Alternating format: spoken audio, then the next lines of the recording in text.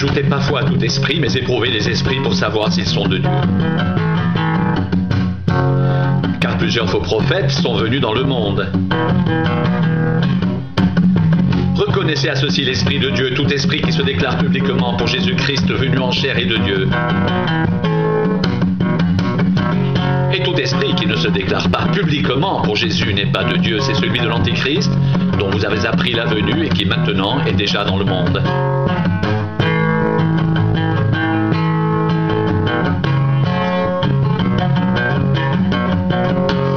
Vous, petits enfants, vous êtes de Dieu et vous les avez vaincus. Parce que celui qui est en vous est plus grand que celui qui est dans le monde, eux ils sont du monde, c'est pourquoi ils parlent d'après le monde et le monde les écoute. Nous sommes de Dieu. Celui qui connaît Dieu nous écoute, celui qui n'est pas de Dieu ne nous écoute pas. C'est par là que nous connaissons l'esprit de la vérité et l'esprit de l'erreur.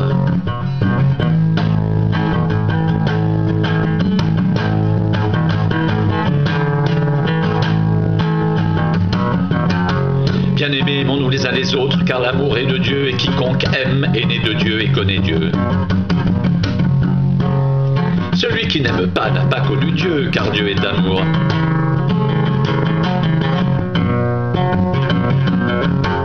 L'amour de Dieu a été manifesté envers nous, en ce qu'il nous a envoyé son Fils unique dans le monde, afin que nous vivions par lui. Et cet amour consiste non point en ce que nous avons aimé Dieu, mais en ce qu'il nous a aimés et a envoyé son Fils comme victime expiatoire pour nos péchés, bien-aimés. Si Dieu nous a ainsi aimés, nous devons aussi nous aimer les uns les autres.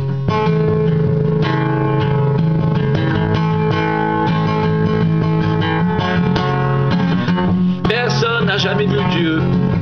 Si nous nous aimons les uns les autres, Dieu demeure en nous, et son amour est parfait en nous.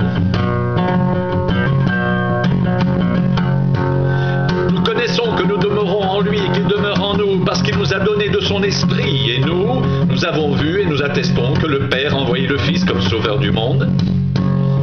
Celui qui déclarera publiquement que Jésus est le Fils de Dieu, Dieu demeure en lui et lui en Dieu, et nous avons connu l'amour que Dieu a pour nous et nous y avons cru. Dieu est amour et celui qui demeure dans l'amour demeure en Dieu et Dieu demeure en lui.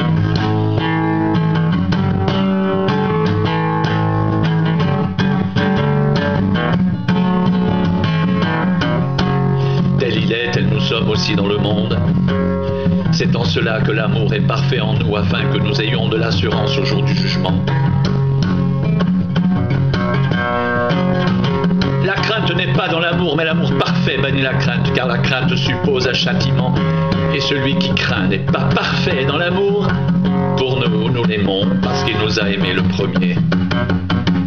Si quelqu'un dit « j'aime Dieu » et qu'il haïsse son frère, c'est un menteur, car celui qui n'aime pas son frère qu'il voit, comment peut-il aimer Dieu qu'il ne voit pas? Et nous avons de lui ce commandement, que celui qui aime Dieu aime aussi son frère. Quiconque croit que Jésus est le Christ est né de Dieu, et quiconque aime celui qui l'a engendré aime aussi celui qui est né de lui.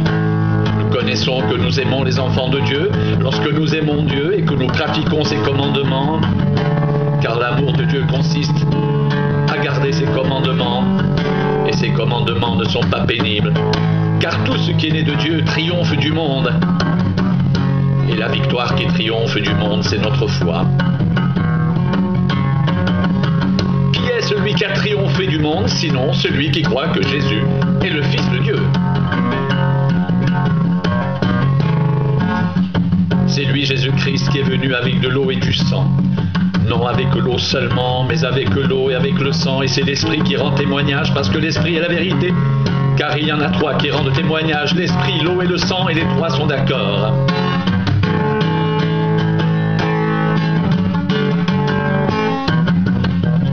Si nous recevons le témoignage des hommes, le témoignage de Dieu est plus grand.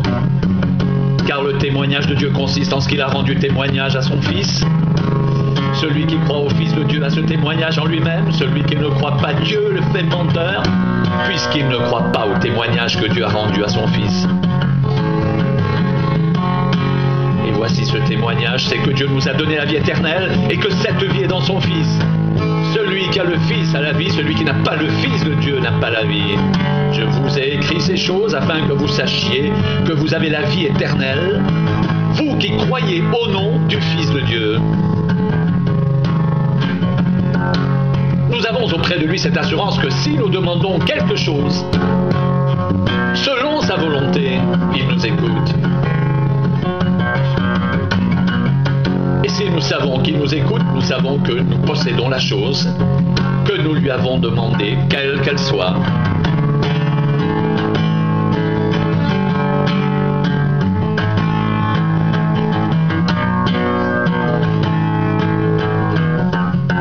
Nous savons que quiconque est né de Dieu ne pratique pas le péché, mais celui qui est né de Dieu se garde lui-même et le malin ne le touche pas. Nous savons que nous sommes de Dieu et que le monde entier est sous la puissance du malin. Nous savons aussi que le Fils de Dieu est venu et qu'il nous a donné l'intelligence pour connaître le véritable. Et nous sommes dans le véritable, en son Fils Jésus-Christ. C'est lui qui est le Dieu véritable et la vie éternelle.